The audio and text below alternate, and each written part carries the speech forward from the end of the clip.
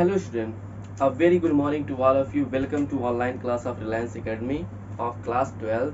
The chapter name is determinant. Today we will see application of determinant and matrix. यानी हमने determinant या matrix पढ़ा गया है उसका एप्लीकेशन क्या है, यानी कि उसका यूज कहाँ हम करेंगे। ठीक है ना। तो देखिए आप देख रहे होंगे बोर्ड पे कंसिस्टेंट सिस्टम और inconsistent system, consistent and inconsistent, इसका मीनिंग क्या है। जैसे हम लोग 10th क्लास में हम लोग सीखते थे कि अगर लीनियर इक्वेशन होता था तो उसके सोल्यूशन आते थे। ठीक है ना। तो उसके सोल्यूशन आते थे, आप लोग को याद होगा कि a1/a2 not equal to b1/b2 होता था। तो हम लोग कहते थे कि इसका सोल्यूशन क्या है, यूनिक है। लीनियर इक्वेशन होता था तो a1/a2 not equal to b1/b2 तो कहते थे यूनिक सोल्यूशन है। इसी तरह से a1/a2 equal to b1/b2 equal to c1/c2 तो उसके आते थे इनफाइनाइट मैनी सोल्यूशन आते थे, यानी एक से ज्यादा, यानी बहुत सोल्यूशन आते थे। और इसमें लाइन क्या होती थी, एक जहाँ कट कर दी थी। ठीक है ना। और उसमें क्या होता था, लाइन जो है कंसाइड करती थी, तो जहाँ जहाँ टच कर रही है हर पॉइंट पे हमें सोल्यूशन मिलते थे। ठीक है। एक होता था a1/a2 equal to b1/b2 but not equal to c1/c2, तो उसमें कहते थे कि इसके जो है कोई सोल्यूशन नहीं है। तो जो सोल्यूशन आता था यूनिक सोल्यूशन और इनफाइनाइट मैनी सोल्यूशन, उसको बोला जाता था कंसिस्टेंट है। ठीक है ना। और जिसमें सोल्यूशन नहीं आता था उसको क्या बोलते, इनकंसिस्टेंट। इसी तरह से यहाँ पे कुछ ऐसा ही है, लिखा है कंसिस्टेंट सिस्टम में a system of equation said to be consistent if its solution one or more exist, यानी कि कोई ऐसा सिस्टम तैयार किया गया हो जिसमें सोल्यूशन एक हो या एक से ज्यादा हो, उसे हम कंसिस्टेंट बोलेंगे। इनकंसिस्टेंट वाले में a system of equation is said to be consistent and inconsistent if its solution does not exist, यानी इसमें सोल्यूशन एग्जिस्ट ही नहीं करेगा। ठीक है। अच्छा, अब बात करते हैं किसी भी सोल्यूशन ऑफ सिस्टम को, यानी लीनियर इक्वेशन है, उसको हम कैसे जो है इनवर्स ऑफ मैट्रिक्स का यूज करते हुए सॉल्व करेंगे, है ना। देखिएगा, consider the system of linear equation. एक हम लीनियर इक्वेशन ले रहे हैं 3 वेरिएबल्स में, तो क्या है a1x plus b1y plus c1z equal to d1, a2x plus b2y plus c2। इसी तरह से लीनियर इक्वेशन होते हैं, हम लोगों ने ऐसा देखा नहीं है 2x plus 3y equal to 6 है, 3x plus 5y equal to 7 है। तो ऐसे लीनियर इक्वेशन होते थे, इसमें 2 वेरिएबल में है, इसको एलिमिनेशन मेथड से, सब्स्टिट्यूशन मेथड से हम लोग सॉल्व कर देते हैं। लेकिन यहाँ पे 3 वेरिएबल में है और हमें इनवर्स ऑफ मैट्रिक्स का यूज करते हुए इसको सॉल्व करना है, यानी x, y और z की वैल्यू निकालनी है। ठीक है ना। तो देखिए हमने 3 से लिखा हुआ है लीनियर इक्वेशन, ठीक ऐसे लिखा हुआ। अब हम क्या कर रहे हैं कि इसके कोफिशिएंट को, यानी a1 b1 c1 a1 a2 a3 b1 b2 b3 और c1 c2 c3 को एक हम जो है मैट्रिक्स फॉर्म में लिख दे रहे हैं। ठीक है।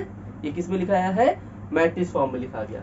और एक्स वाई जेड को अलग से फिर एक मैट्रिक्स में एक्स वाई जेड, और बी को एक अलग से लिखा है ये d1 d2 d3।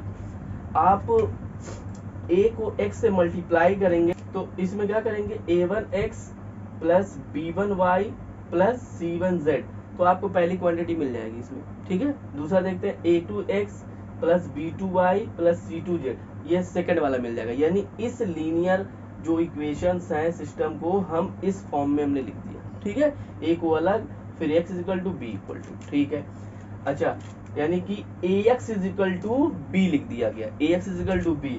अब यहाँ से क्या कर रहे हैं, अगर a जो है आपका नॉन सिंगुलर है, नॉन सिंगुलर मीन्स होता है जिसके डिटरमिनेंट की वैल्यू 0 नहीं होती है, तो जाहिर सी बात है a इनवर्स एग्जिस्ट करेगा। तो a अगर नॉन सिंगुलर है तो इनवर्स मैट्रिक्स जो है एग्जिस्ट करेगी। ठीक। तो ax इक्वल टू हमने b लिखा है। अब यहाँ पे क्या कर रहे हैं, pre multiplying by a inverse, तो इसमें a इनवर्स से मल्टीप्लाई करेंगे तो यहाँ भी a इनवर्स से होगा दोनों तरफ। अब फिर a इनवर्स इंटू a कर दिए एक साथ, x अलग कर दिए हैं, a इनवर्स b है, a inverse into a i बन जाता है, i x हो जाएगा, तो x equal to a inverse b। यानी कहने का मतलब जो ax इक्वल टू b है, ax इक्वल टू b है, उसको हम लिख सकते हैं x a इनवर्स b। ठीक। तो यानी कि हमें क्या करना होगा, अगर x निकालना, x का मतलब x y z, ठीक है, तो इसके लिए क्या करना पड़ेगा हमको कि इसमें निकालना पड़ेगा a इनवर्स, जैसे हम लोग निकालते हैं, ठीक है। फिर देखिएगा सेकंड केस ये है, इफ a सिंगुलर है। देखिए अभी था कि ये नॉन सिंगुलर था, a इनवर्स एग्जिस्ट करेगा तो x equal to a inverse b, यानी कि हम उस सिस्टम को ऐसे लिख लेंगे, फिर a इनवर्स निकालेंगे, b का मल्टीप्लाई करेंगे, फिर सॉल्व करेंगे, x y z की वैल्यू आएगी। हम जब क्वेश्चन बताएंगे तो ज़्यादा क्लियर होगा। देखिएगा a जो है अगर सिंगुलर हो जाए देन डिटर्मिनेंट a की वैल्यू 0 होगी। In this case we calculate adjoint b निकालेंगे, एडजॉइंट a इंटू b निकालेंगे। अगर इनवर्स एग्जिस्ट नहीं करेगा तो सोल्यूशन नहीं निकल सकता, तो हम उस केस में एडजॉइंट a इंटू बी निकालेंगे, ठीक। अब उसमें भी है कि अगर एडजॉइंट a जो है एडजॉइंट a इंटू बी जो है अगर नॉट इक्वल टू 0, मतलब जो जीरो मैट्रिक्स होती है अगर उसके इक्वल नहीं आई, यानी नल मैट्रिक्स नहीं आई है, the solution doesn't exist and the system of equation is called inconsistent. यानी कि अगर आप एडजॉइंट ए निकालते हैं, पहली बात क्या है, अगर वो डिटर्मिनेंट की वैल्यू क्या है 0 के बराबर है तो हमें ये प्रोसेस नहीं करना, इनवर्स नहीं निकालना है, निकल ही नहीं पाएगा। दूसरी बात क्या करेंगे, एडजॉइंट ए इंटू बी निकालेंगे, अगर उसको मल्टीप्लाई करते हैं अगर वो नल मैट्रिक्स नहीं आती है तो हम कह देंगे solution doesn't exist and the system of equation is called inconsistent बोला जाएगा, ठीक।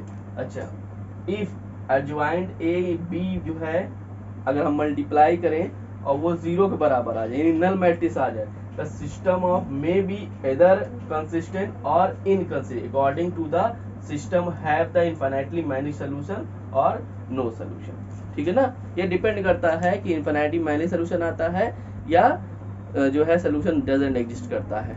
देखिएगा एक क्वेश्चन लिया गया है 2x plus 3y equal to 5 and 3x minus y equal to 2y equal to 1 लिखा हुआ है। इसको हम उसी सिस्टम में चेंज करके सॉल्व करने की कोशिश करते हैं। देखिए कैसे करेंगे। सबसे पहले हम क्या लिखते हैं, लेट a इक्वल टू उसके कोफिशिएंट का 2 3 3 माइनस 2, ठीक।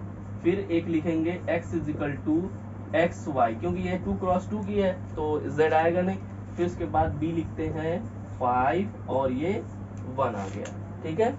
अच्छा इसके बाद हम क्या लिख सकते हैं, A X is equal to B लिख सकते हैं, then X is equal to A inverse B, सही है। अब इसके लिए क्या है, हमें ए इनवर्स निकालना पड़ेगा, ठीक है। अब क्या करेंगे कि ए इनवर्स निकालते हैं। ए इनवर्स के लिए एडजॉइंट ए चाहिए और डिटर्मिनेंट ए चाहिए। एडजॉइंट ए हमने बताया है कि निकालने का तरीका। अब क्या करेंगे, इसके साइन को चेंज कर दीजिए यहाँ पे, यानी 3 है तो -3 और इसको यहाँ इंटरचेंज कर दीजिए, तो इस तरह से -2 और 2 ये एडजॉइंट ए हो जाएगा। डिटर्मिनेंट ए की वैल्यू जैसे निकाला था निकालेंगे, -13 आया, यानी कंसिस्टेंट है, सॉरी इसमें -13 आ रहा है, यानी कि नॉन सिंगुलर है, यानी इनवर्स एग्जिस्ट कर रहा है, ठीक है। यूनिक सोल्यूशन आना है। अच्छा अब देखिए ए इनवर्स बराबर होता है एडजॉइंट ए अपॉन डिटर्मिनेंट ए की वैल्यू। तो अब यहाँ पे हमने क्या किया, एडजॉइंट ए की वैल्यू रख दिया और यहाँ पे डिटर्मिनेंट ए की वैल्यू रख दिया, ठीक। अच्छा इसको हमने अलग अलग किया, मतलब सब पे डिवाइड किया तो ये वैल्यूज आ गई। अब हम जानते हैं कि x बराबर क्या होता है, ए इनवर्स बी।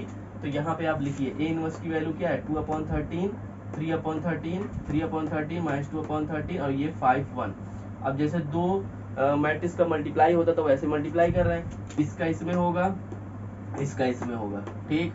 फिर 3/13 का 5 में -2/13 का 1 में, ये मल्टीप्लाई किया तो ये आया 10/13 और ये 3/13 आ गया, ये 15/13 ये -2/13 ये 13/13 आ जाएगा, ये 15 - 2 तब भी 13/13 1/1 ये क्या चल रहा है x, और x है क्या, एक्चुअली x क्या है हमारा, वो x यहाँ पे देखिए x क्या है, एक्स वाई है। तो एक्स वाई की यहाँ पे 1 1 यानी x की वैल्यू 1 आ गई और y की वैल्यू 1 आ गई। तो इस तरह से हम इसका यूज करते हुए आसानी से x और y निकल जाए। अब इसमें श्योर है कि आंसर सही है कि नहीं, तो इसके लिए आप इसी इक्वेशन में रख के चेक कर सकते हैं, यानी कि आंसर अपने हाथ में है। x की वैल्यू रखिए यहाँ 1, 2 × 1 देखिए 2 × 1 प्लस 3 × 1 इक्वल टू 5 आना चाहिए, देखिए 5 आ रहा है। 3 × 1 -2 × 1 1 आना चाहिए, देखिए 1 आ रहा है। यानी कि इसमें बेनिफिट ये है कि x और y की जो वैल्यू आप निकालते हैं उसको इक्वेशन में रख के सेटिस्फाई कर सकते हैं फॉर आंसर श्योरिटी के लिए। ठीक है, थैंक यू क्लास।